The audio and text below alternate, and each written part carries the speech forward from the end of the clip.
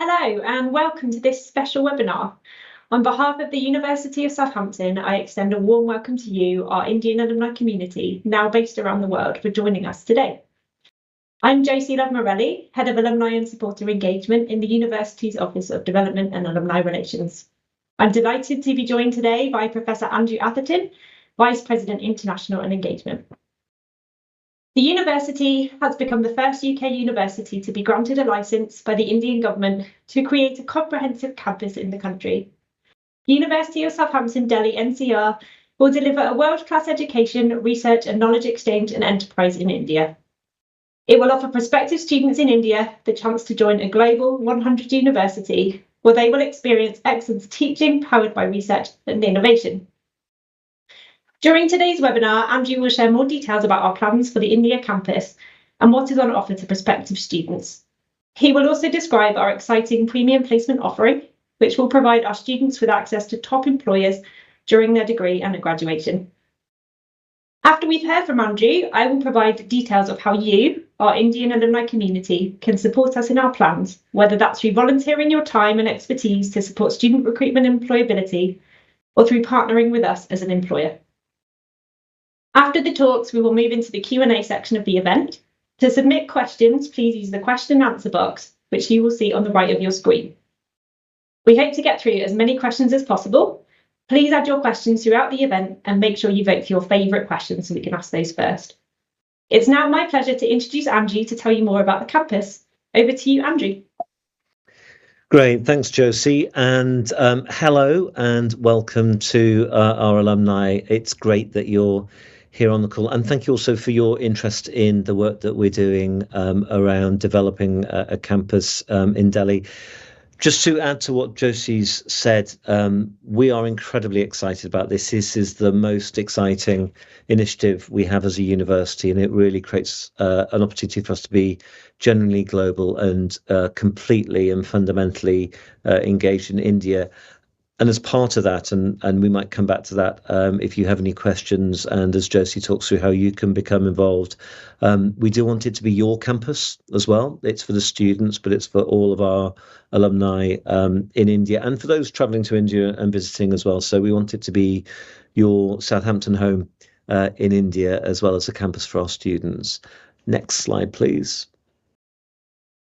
So the university's got an exciting international strategy. You know, when you were here studying with us, that there were many international students from many different countries. And so being international is a core part of who we are as a university. And actually our belief is that a transnational, multicultural student experience is key. You will work as our alums globally. You'll work in multicultural international teams, and so ensuring that's the case when you had the experience with us is really important.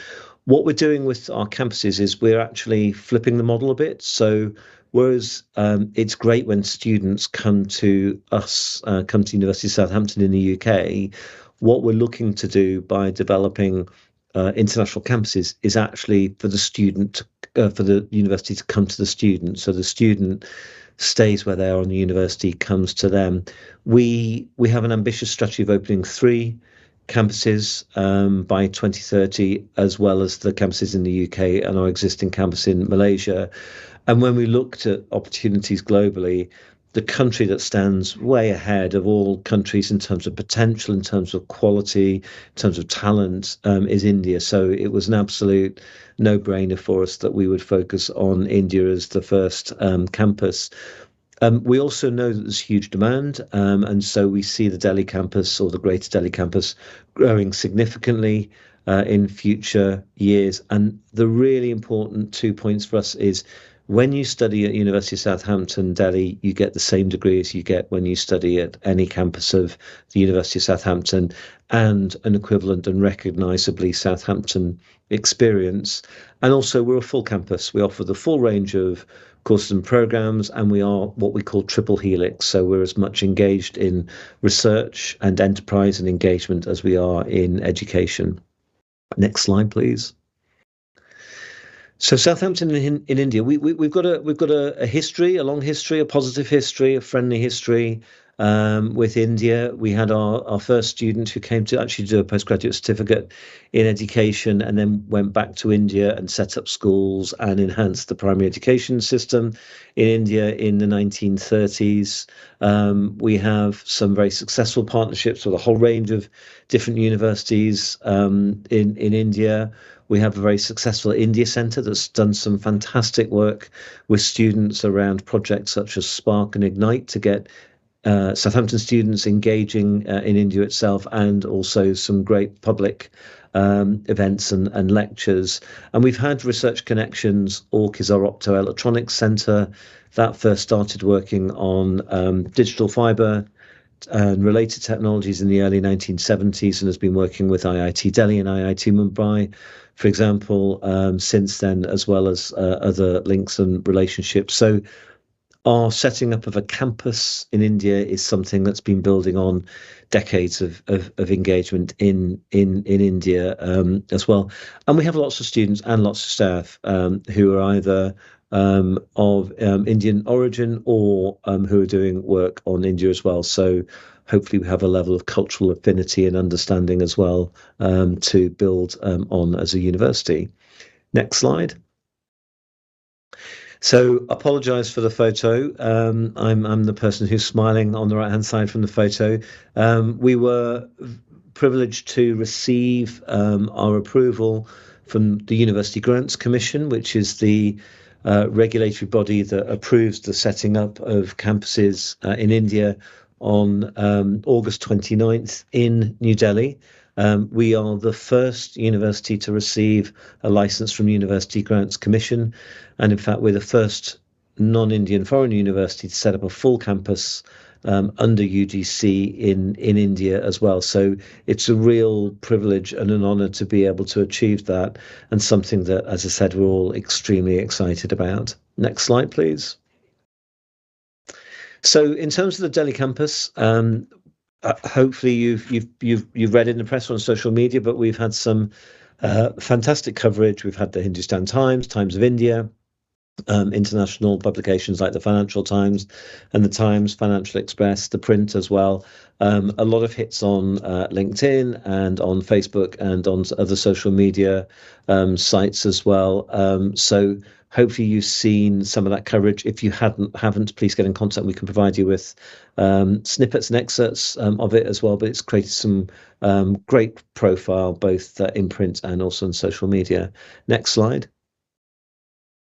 So these are some of the examples. You can see it said we get the license to establish the campus. We're the first, not just the first UK university, but the first international university with a full UGC license in India. And on the right, the Financial Times is talking about the ambitions to grow it to be a full and vibrant campus for the university. Next slide.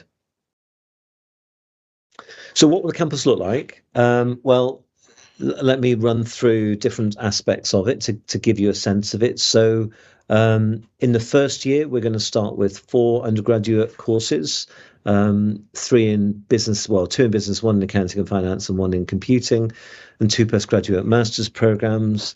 We will then grow that. So over the first 10 years, we'll grow to over 30 different undergraduate and postgraduate taught programs, around 20 undergraduate programs, and about a dozen postgraduate programs. We will also introduce additional courses at both undergraduate and postgraduate level, depending on demand and interest in India.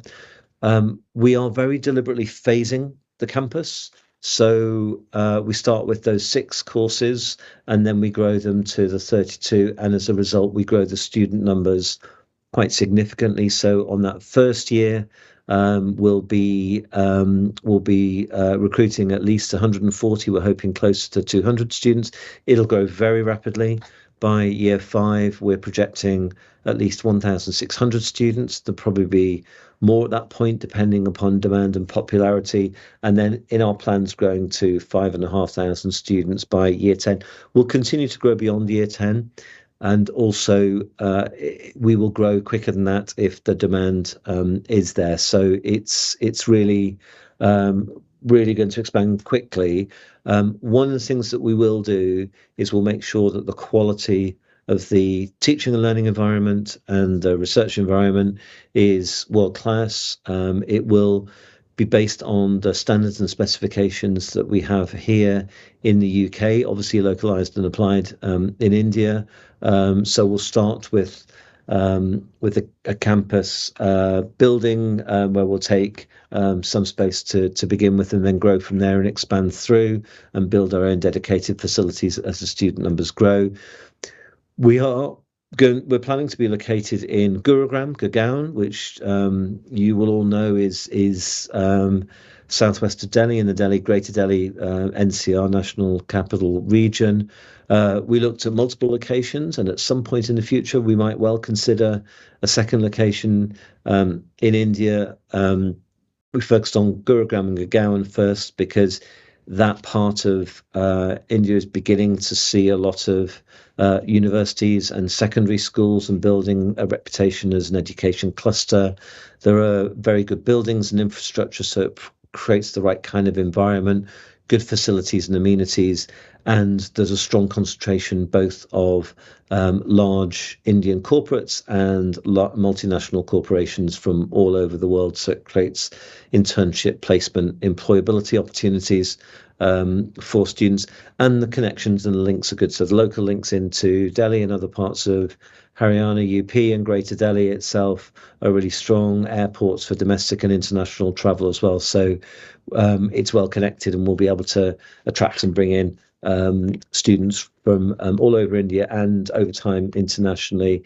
We are expecting a lot of students to come from India, but we will be opening up to international recruitment, and as well as that, we'll be having student mobility. So students here in Southampton have an opportunity for a semester or a year in Delhi, as do students in Delhi have an opportunity, or Greater Delhi have an opportunity for a semester or a year in the UK. So it'll be very international in terms of student diversity, in terms of opportunities for mobility of study. We're also very much focused on preparing students for future success, personal and life success, and also career success. We recognise in India it's very important, the placement into first job after graduating, and then the track that puts students on in terms of future career success. So we've got a scheme which I'll talk about in a minute called Pathway to Career Success, where we work with students to build their employability and their future career success skills and capabilities as we go through. But again, I just want to reiterate the point I made in the second slide, which is that this is a University of Southampton campus like all other University of Southampton campuses, and so the experience, the courses, the degree certificate on graduating will be the same. So it's an equivalent experience, and we feel it's very important to make that commitment to students studying at the campus. Next slide, please. So I've talked about the courses in 2025. We're aiming to launch in August 2025. Last week in August, we'll have a 1 week academic induction and then a 1 week employment induction, and start taught lectures and seminars and lab work from the second week in September, and then run through to a similar timetable for end of the academic year as we have and as you experienced in the UK. We're starting with the courses that are listed out: computer science, business management, accounting and finance, economics, and then masters in international management and finance. We will grow beyond that. We'll introduce a lot around computing, particularly around AI and data science, also engineering, starting with mechanical engineering, then going into electronic and aerospace, aeronautic, biomedicine, biotech, more finance programs, law, art and design, and the MBA. So over time, we'll become a comprehensive university and offer lots of opportunities for students to study. And we see that as really important, that it's not just a one subject or small, narrow subject area. It provides lots of opportunities so that students can meet students studying different courses, and also there are opportunities to do electives or modules or units on other courses as well. So it'll really feel like a University of Southampton in Greater Delhi. Next slide. So I talked a little bit about the importance of future career success and employability and premium placement. We recognise in India that's a really important part of the decision making for students, along with the quality and the ranking of the university. And obviously, as a top 100 university, Southampton will be the highest ranked university in India and also can demonstrate that ranking wherever students graduate. Also, with a UK degree, will show that it's got the quality and the assurance that UK degrees do. We will also focus, as well as on the academics I've just talked about, we'll also focus on both an employment pathway and an enterprise pathway. And in the employment pathway, we'll engage, as I said, from the second week of the first year right the way through with employers to prepare our students to be successful, both in securing a job in the first place and to be successful in the workplace once they've secured that job and experience and enjoy rapid, not just promotion, but also fulfillment in the jobs that they do and full and rounded experiences of working and having the capabilities to make the most of that. One of the areas that we might want to talk to you about as alumni, and I think Josie will flag this up a little bit later, is we would very much like alumni to become mentors as well to the students, and that's a fantastic way both for you to engage with the campus and with really, really bright and talented students, and also to give back to Southampton as your alma mater in a very engaged and positive way. We also recognise in India that India is a very entrepreneurial country, so we've developed an enterprise pathway. Many people talk about Startup India, and there are some really interesting statistics about that. By some accounts, 50% of under 30s have either started their own business or worked in a startup, which is incredible, the highest proportion in any country in the world. So preparing people for entrepreneurial futures is really important. So we have a well-structured pathway for enterprise as well. And students can do both, and then they can take the choice about where they go to in the future. Next slide, please.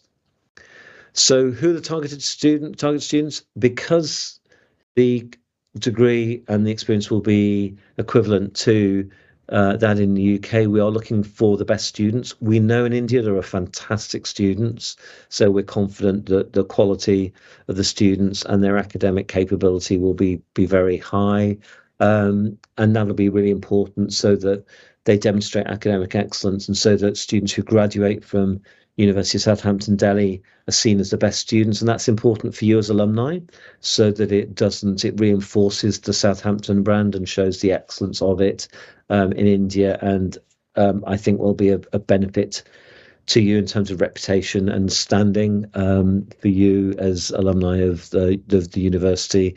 We want to be global in terms of experience, diverse student base, diverse staff base, and we want to create that globalized experience through mobility, but also through the way that we teach and what we teach and the contents of each of the courses.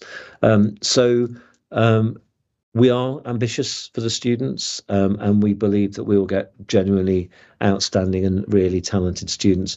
We start applications soon. Admissions open on the 15th of October. Our website will go live end of September, very early October, and then we'll start the admissions process, the applications process for people to enrol in August 2025. Next slide. Okay, so that's a relatively short summary of the campus. I'll repeat one of the points I made and reinforce it. The world has changed, and the world has changed in the sense that wherever you're located as a university, we engage globally more and more. And so one of the key drivers for the University of Southampton, Delhi, is for us to become part of the Indian community, society, ecosystem. We have a huge amount to learn. We believe that we will offer something that isn't available in India. And what we're particularly excited about is we are absolutely confident that it will complement what we offer here in the UK. So there will still be students from India and other countries who will want to come to the UK. There will be a different group of students who want to study for a Southampton degree in India, but both will receive an absolutely outstanding and excellent education and experience, and will create mechanisms to join them all together. But we will be doing that by joining India in India as the University of Southampton. Thank you. Thank you so much, Andrew, for that fantastic presentation. And I really want to just pick up on what you said about our engagement with India, and that we've got this 50-year history of engaging with India. And hopefully, as our alumni, you've already been involved in some of the activities that we have hosted and run, to get you to be, part of our Southampton story as we continue that relationship. So it feels like there's been such an incredible evolution of the journey that we've been on, and it's really exciting to be here today to kind of talk you through the next bit of how you can continue to work with us as a university and as our alumni community. Just before I get on to that, I've noticed that there are about 10 questions already in the Q&A, so please do vote for those if there's a question that asks a particular question that you might have, and we will start with the ones that have the most votes. And of course, if you have a question that you'd like to be posted and you can't see it in there already, then please do include that, and we'll come on to that shortly. But now you've heard more about our exciting vision for the India campus, my job now is to talk to you about how you can be involved in supporting our plans, and picking up on some of what Andrew talked around, mentoring and placements, but lots of other opportunities too, to ensure we can offer the best quality experience for our students and our graduates. So as Southampton alumni, you have a really important role to play in helping us to achieve our vision. Using your knowledge, expertise and connections, you each have so much to offer our India campus, students and graduates, and I hope that you'll be part of this exciting journey by pledging your support today. So there are a number of different ways you can get involved, from supporting students to develop their career skills, providing graduate placements, helping us recruit the best students, or helping run one of our alumni networks that you might already be a member of. Next slide, please. So right now, we're looking for alumni who could help us spread the word about the campus and recruit our very first cohort of talented students. As Andrew said, applications are going to start opening very soon, and having alumni like you on board to share your experiences with prospective students can make all the difference. In fact, students consistently tell us that alumni are one of the top reasons that they choose the university that they go on to study at. So how can you help? Well, if you only have a few minutes to spare, or you're looking for a small role to play, you can help us by spreading the word about the India campus and our courses and what you learned today by sharing information with your networks and connections. If you have 30 minutes, you can provide a profile or testimonial for our prospectus and webinar to share your story and inspire a new generation of Southampton students. But if you wanted to commit a little bit more time, you could spend a day attending a student recruitment fair or an offer holder event, speaking directly to a prospective student, telling them about your experience of Southampton, giving them your tips and advice. This is so important to offer holders. I'm sure you remember from your days of applying to university, to hear that authentic alumni experience and really understand what the University of Southampton can offer you as a future student. Next slide, please. So, as Andrew described, the India campus will offer exceptional career support and graduate placement opportunities. And as alumni, your support will be invaluable. In terms of what we're doing right now, we're currently organising a focus group with alumni like you to take place in the next couple of months. This focus group is going to help us develop that career offering to make it world-class and attractive to prospective students. We'd love to hear your views on how we can improve our programmes and ensure that our graduates are career ready and outstanding candidates to India's top companies. We're also actively looking to connect with employers who would be interested in hosting placements for our graduates. This is a really, really important role and a huge part of our offering as the India campus. So we'd love to know if this is something you'd be interested in, and if you'd like to find out more. And looking further ahead to the campus opening next year, we will also be looking for alumni for 2 key careers programmes. As Andrew said, mentoring is such a huge part of our offering. We know that mentoring a student can help transform their career trajectory and give them the tips and advice they need to kickstart their career in the right direction. We'll be looking for alumni like you to sign up as mentors and share your career expertise and guidance with students. And we're looking at doing this both remotely or in person to allow you flexibility wherever you are in the world. We'll also need volunteers for our Career Buddy scheme, which matches students with a recent graduate to provide advice on careers and next steps and securing the first job after graduation. This is something that we've launched really successfully here at Southampton, and it's such a great role to play for you if you're a recent graduate who's just been through that process of applying for your first job or approaching those recruiters. Sharing your tips and advice is instrumental in helping our students get ready for their careers after graduation. And looking to the future, we'd also be keen to hear from alumni who would consider supporting the campus financially through providing partial or full student scholarships. Providing a student scholarship will ensure talented students from all backgrounds are able to benefit from studying at the India campus. Next slide, please. So finally, we're looking for dedicated alumni volunteers to lead one of our alumni networks. We have 9 different networks across India and one here in the UK for our Indian alumni community.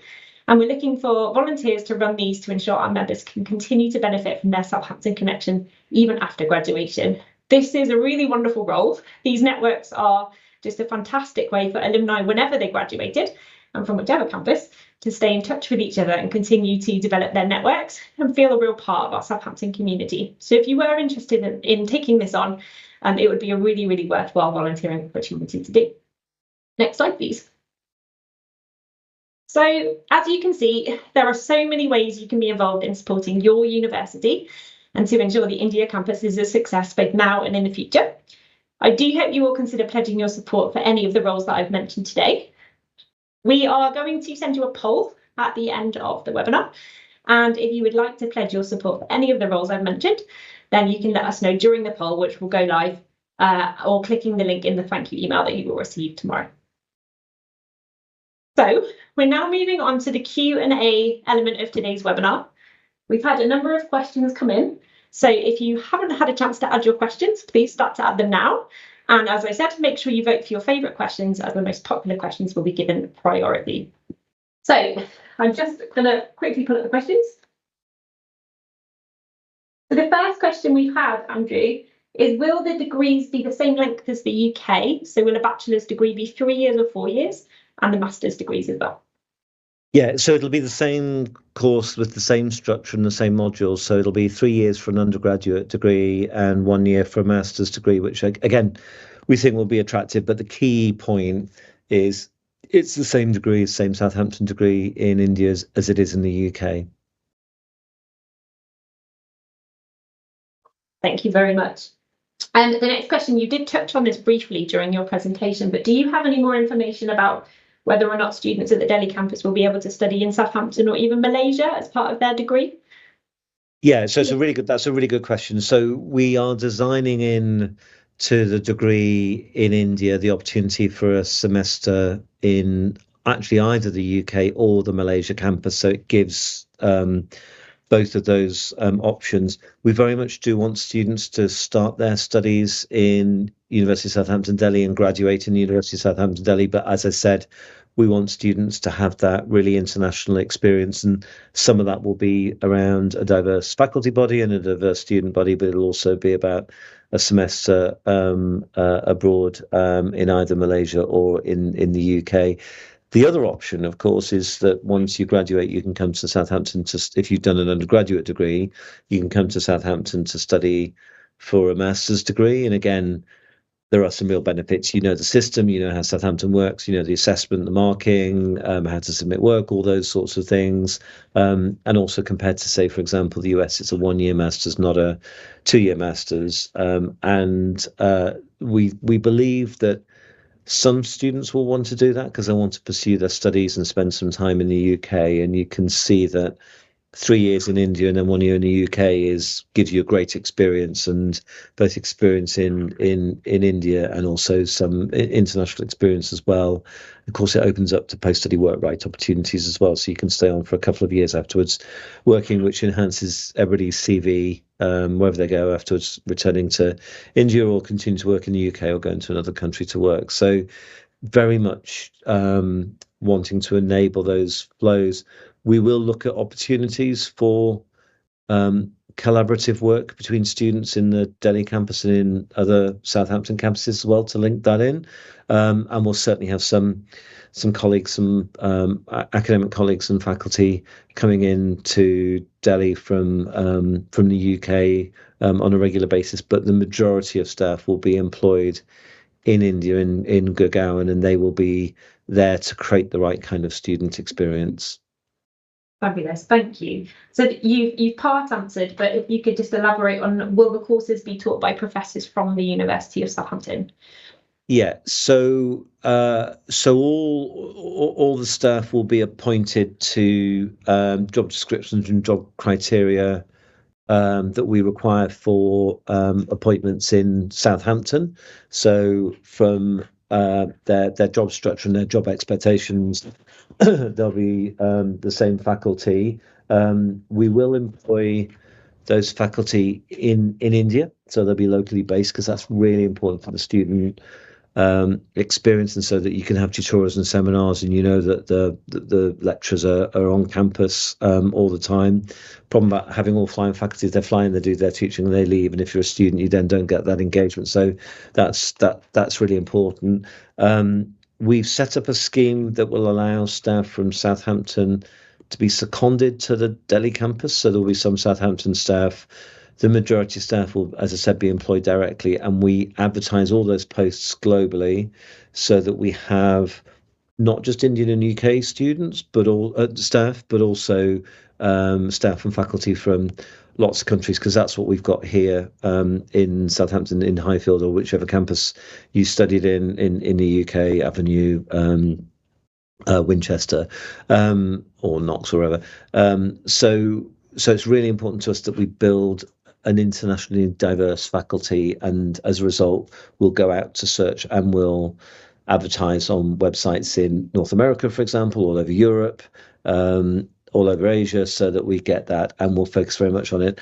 I think we will attract some Indian faculty, some amazing Indian faculty in existing universities, but they'll be part of that wider group of faculty from multiple countries. Thank you very much, Andrew. And please do keep your questions coming in. I can see we've got some really fantastic questions. It's your opportunity to find out more about the campus, about the student experience, but also how you can get involved, and any other questions you have as well.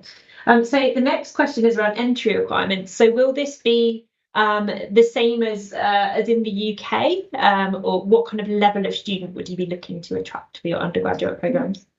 Yeah, so we know there are fantastic students in India, so there's going to be no challenge or problem about the quality of the students. And we also know how tough it can be to get into some Indian institutions. So again, we do see a real space and opportunity for Southampton. So overall, we would offer the same tariff to applying students as we would in the UK. The way we manage that is that we look at the actual tariff that students have been accepted over the previous 5 years, and that's the range that we use. But the students will be coming in with the same tariff as they would do in the UK. And to give you kind of two sort of key points, so we know every year in the Indian Secondary Board of Education exams, 1.7 million students get above 75% in the Secondary Board of Education exams. And we also know that there are only around 200,000 places in universities in India ranked in the top 1,000 in the world, if you use the QS or One the World rankings. So every year, there are about 1.5 million students who are above the 75% threshold that will be the requirement for some of those. The most selective, it would be higher requirement, that can't find a place in the top 1,000 university. And there are a lot of students with much higher secondary board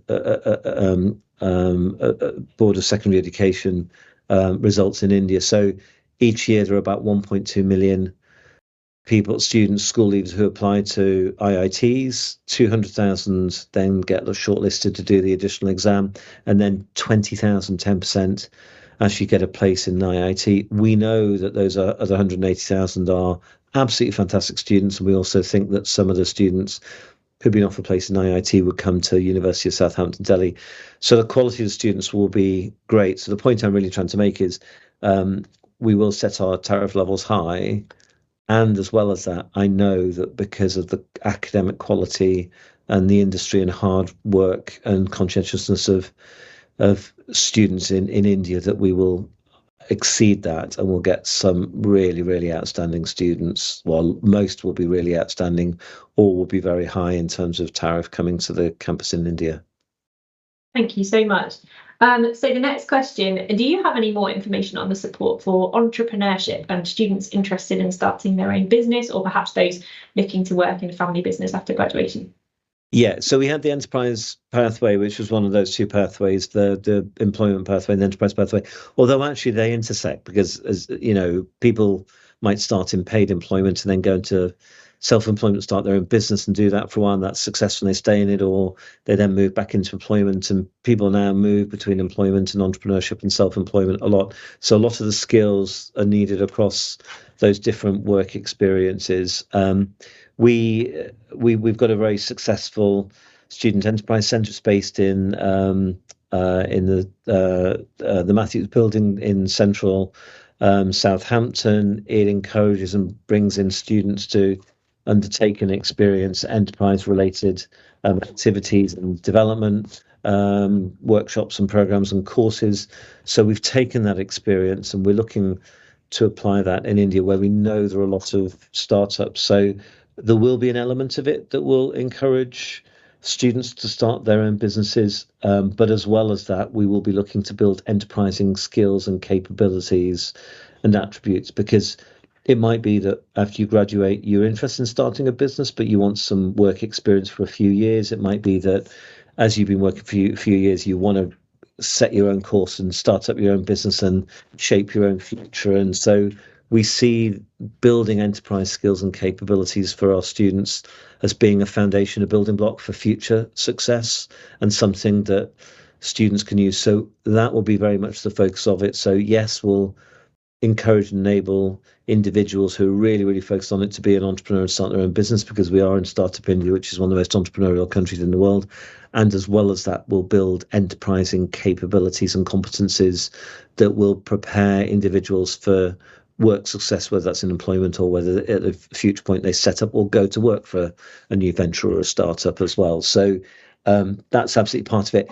The really interesting question will be what the selection is between those two routes. How many of our students will go down the employability route and how many will go down the enterprise route? So that's something that we're going to keep quite a close eye on, and also want to look at the interactions between. But we're expecting a lot of students to be really interested in entrepreneurship, either starting their own venture or getting involved, whether it's edtech, fintech, AI related applications, just huge space and opportunity, and so many really interesting businesses starting and growing in India and scaling up at the moment in India.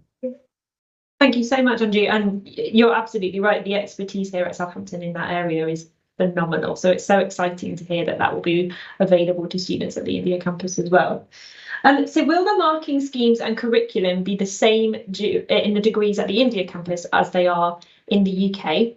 And then the second half of that question is, how will we support students who are transitioning to that UK degree system from an Indian university for masters or a school for their undergrad? Yeah, so two good questions. So the short answer to the first one is yes. The assessment frameworks and mechanisms, the assessment requirements will be the same in India as they are in the UK. The modules will be the same. The course title will be the same. The learning outcomes from each module will be the same. The content will be broadly the same. And the reason I say broadly about the content is there might be some specific modules or courses where we want to localize or tailor some of the content. So for example, if you're doing a business degree, it's great to get Harvard Business School case studies, or it's great to get case studies from the UK, but we would also like some case studies from India to make it real if you're studying in India. So that won't undermine or change the overall structure and nature and quality of the degree and how we assess and determine and set grades and check those. But what it will do is it'll make it more relevant to the India experience where that's appropriate. But we'll monitor that very carefully to make sure that that's appropriate and that it still fits, so that if you were to study the same degree in the UK, it would feel almost exactly the same with some minor changes or tweaks to it. So in terms of preparation, both for undergraduate study and postgraduate study, so we're not, some universities in India are beginning to have their own entrance exams. At this stage, we're not planning to have our own entrance exam, and we're also not planning for students who've studied in a strong English medium instruction environment to take an English language course. So we'll go on grades. We will, and certainly early years, we'll be doing a lot of interviews for prospective candidates and looking at the overall application. If we feel there are students that have high potential, but haven't quite met that potential, either because they're from disadvantaged backgrounds or maybe they haven't done quite as well in schools they'd hoped to, there are opportunities for what we call pre-sessional, so preparatory programs before joining, which if students get through, they're then guaranteed a place on one of the courses. And then I talked a little bit about induction. So we've got 2 weeks worth of induction. The first week is all focused on how to succeed at the University of Southampton, what the University of Southampton expects, what study skills and capabilities do you need to develop, and how will we help you to do that? And we'll regularly review and monitor that through the period of study as well, because you are right, there is a transition from secondary to university education. Similarly with postgraduate taught study, if they are not graduating from University of Southampton, Delhi, and graduating from another university, then we would assess and review, and we'd look at their transcripts and their grades. And again, if we felt that there was a need for some form of summer bridging program or whatever, we would say that. But obviously a lot of students will go straight in, but again, we would keep an eye on their progress through that period of study. And then if they were to travel overseas to Southampton, they'd obviously be part of the induction process and the student welfare support and mentoring in the UK. And we would have similar student support services, mentoring and welfare, to again mirror it in India, so that students would get that support working all the way through. So again, in a similar way, to the UK, getting the same support and getting the same services as well as the same degree. Thank you. That sounds fantastic. And please do keep your questions coming. It's really helpful actually for us to hear those questions, because if you have those questions, then of course other people will too. So it's fantastic to hear what you're interested in, what you'd like to know more about, so we can make sure that we're making that information as available as possible to prospective students and others. I have a great question here which says, will alumni be able to make use of the campus and facilities? So again, the short answer is yes, and actually the second short answer is, and we hope you do. But let me elaborate on that a little bit. So we've already started looking at how this will work. We want the campus to be a home for University of Southampton alumni. So if you're based in Delhi, we'd want you, or in Gurgaon or close enough, we'd want you to come in. If you want to use it to drop in and say hello, or to drop in and have a bit of quiet time, or to drop in and have a cup of coffee, or use the library, so you feel you're part of it and it's part of your community. That's why engaging with students is important, and there are benefits, as Josie and I have talked about mentoring and supporting students and buddying up with them, because they're the future talent and leaders for India, but also globally.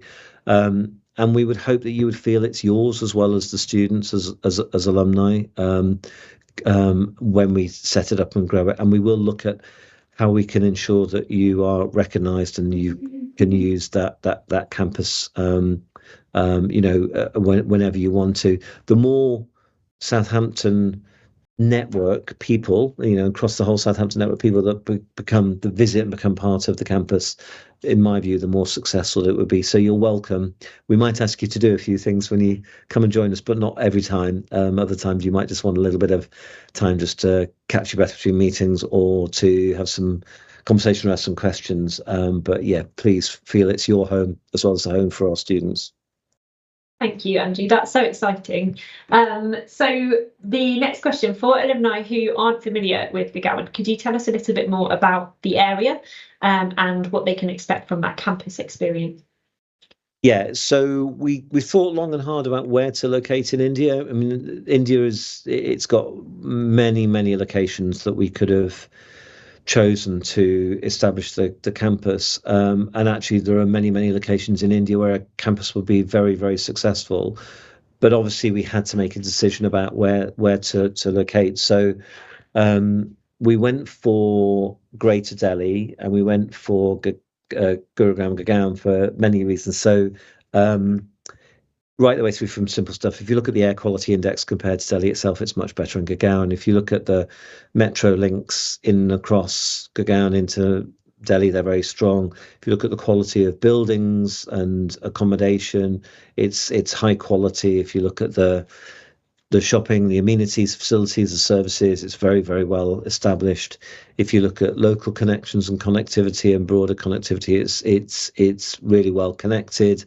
And then for us, and this goes back to the idea about pathways to career success, enterprise and employment pathways. There are a really big concentration of international companies in and around Gurgaon.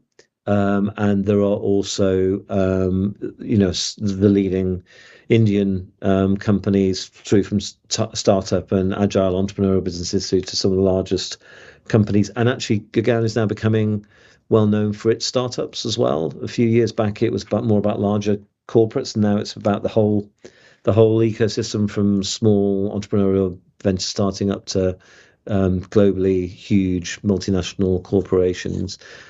So we did want to build some really strong links. And actually, I was there last week, and I spent most of the week talking to potential employers as partners, and we talked to them about how we could work on building a strong graduate talent pipeline. We talked about R&D and collaborative research and building research platforms. We talked about civic and community engagement and CSR and collaboration and partnership between the university and companies. And we talked also about opportunities for CPD, executive education, ongoing organizational performance. And what we really focused on is as we build those partnerships and relationships, it'll be great for students. It'll be good for the businesses because they'll get talent and they'll get world-class leading research. What we hope we'll do is we'll build some collaborative projects over time that are good for our community and also good for both the university and the employers that we're working with. So we're very much focused on that. The really important thing about employability and around building those future opportunities is we don't do it in a way that compromises the academic excellence that we expect of our students, the academic excellence in our programs and courses. So that's why we've said they'll be the same as those in Southampton. So students will get academic challenge, academic stimulation. They'll also get a significant amount of support in terms of future development as well. Thank you very much. So we have a question here, which I would be happy to answer. It says, based in the UK, how can I contribute?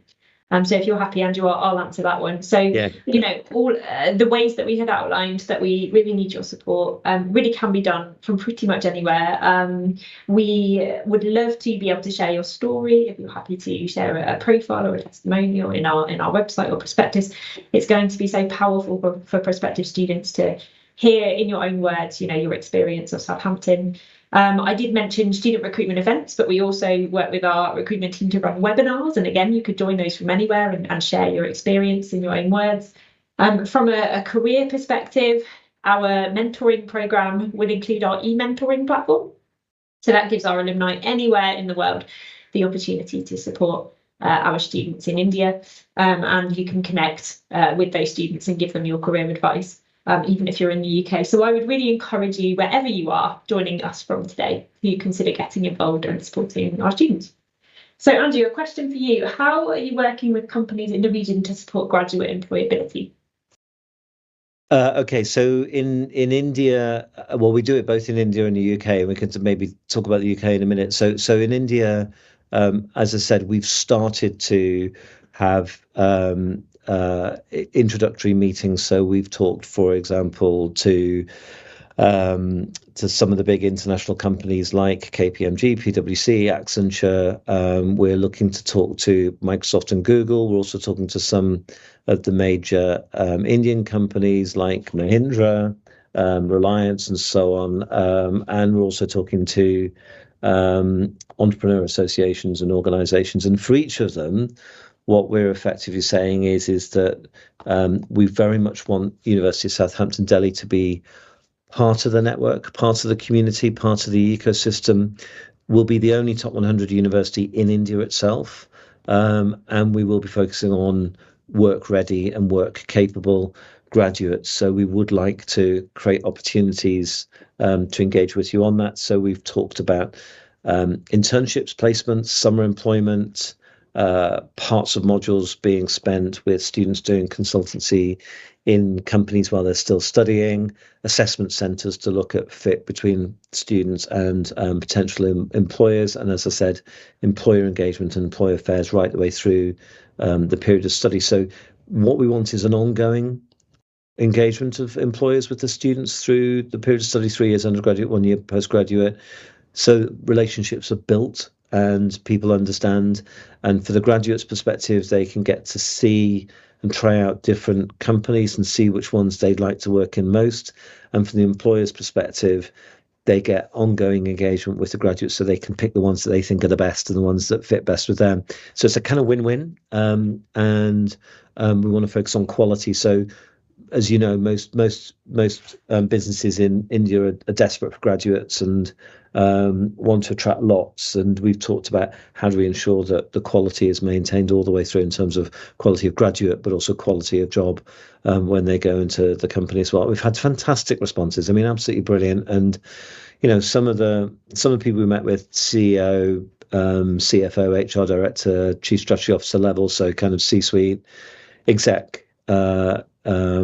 Leaders inside those businesses have been not just really positive about the opportunity to employ graduates, but really positive about Southampton coming to India and building innovation capability, contributing to development in the country, working with other universities, because that's what we're seeking to do as well, and really enhancing overall capability.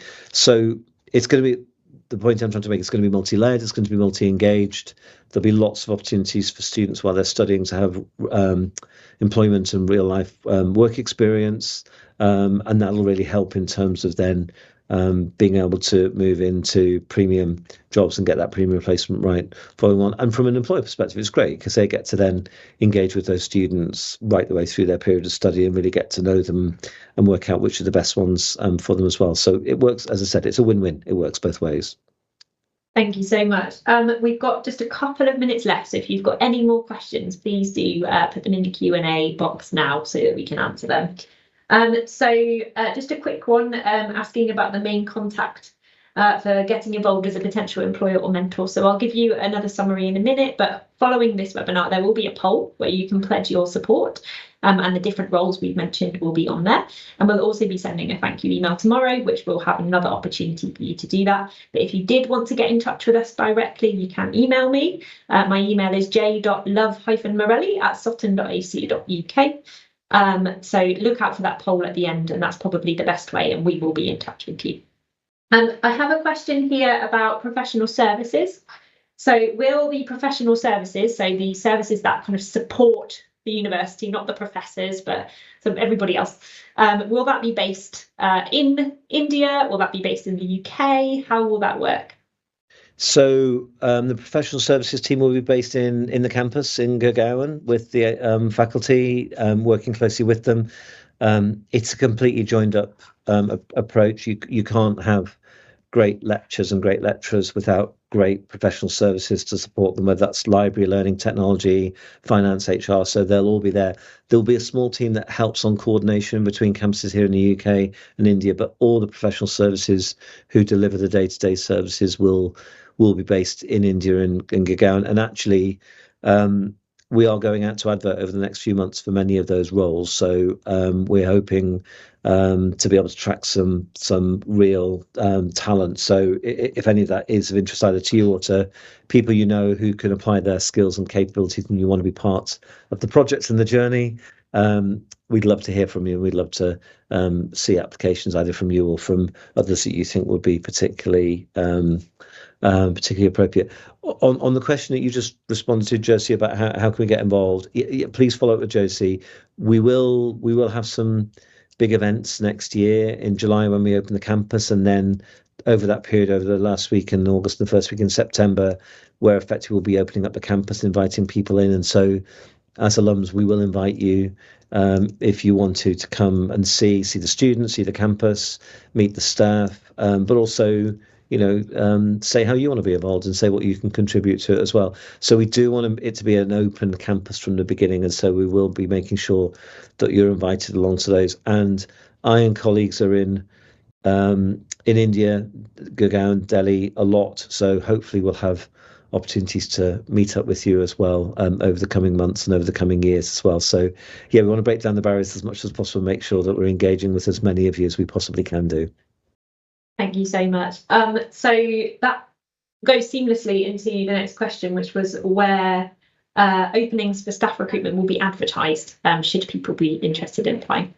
Yeah, so we'll have a dedicated website for University of Southampton Delhi. That'll be launched, as I said, early October.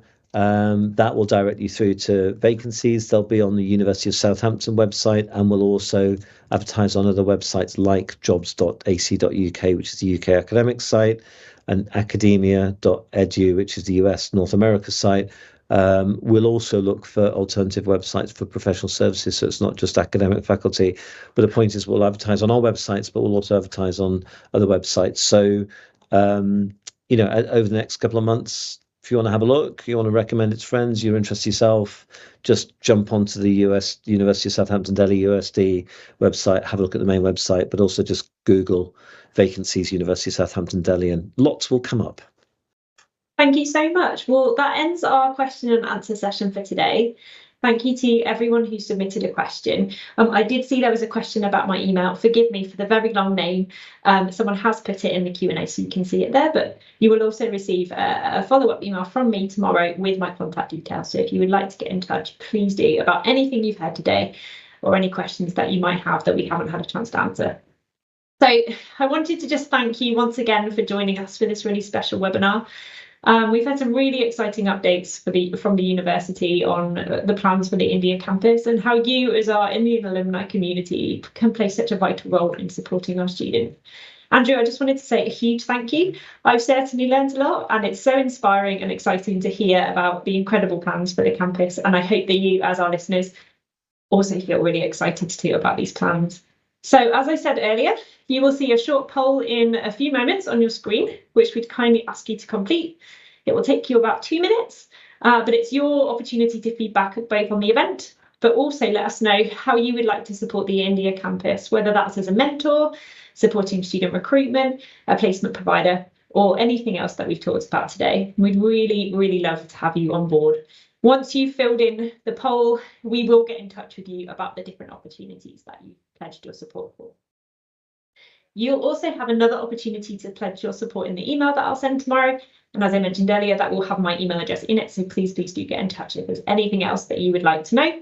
You may also have some fantastic ideas of how you might want to support the India campus. So if you've got anything that we haven't mentioned, I would also absolutely love to hear from you. So thank you once again. Have a wonderful day. And thank you, Andrew, again. And see you soon.